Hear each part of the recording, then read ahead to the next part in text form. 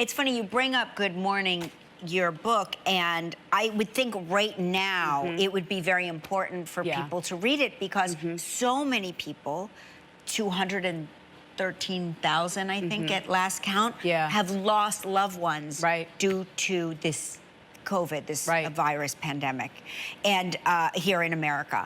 And I would think that they would want some sort of solace because so many of these people died alone without their loved ones by their side. And not knowing what was going on. But that's also about Good Morning, is that even if you didn't lose a loved one, there are basically what the book is about is that a loss is a loss. We grieve and mourn what once was. And that was the premise of how I started to write Good Morning over 2 years ago. Wow. And that is exactly what we're all going through right now. You know, for the past 8 months, we're mourning and grieving what once was, no matter what it is. And you had co-writers with you on this. The spirits.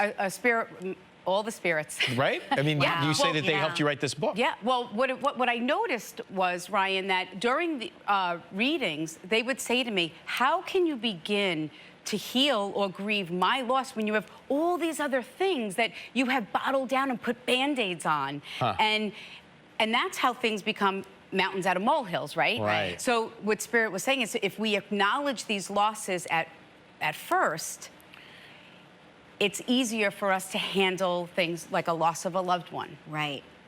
And you know, you went through, I mean, such a loss, you know, the end of your marriage, and you were together such a long time. Did you find like other people that were, that had gone through divorce helped you through it, or was it still the spirit world that helped you? I think it still was the support of my departed loved ones that helped me through it. But most importantly, like I have to say, Larry and I, you know, like we just respected each other through the whole thing. We respected each other's feelings and emotions of what we were both going through.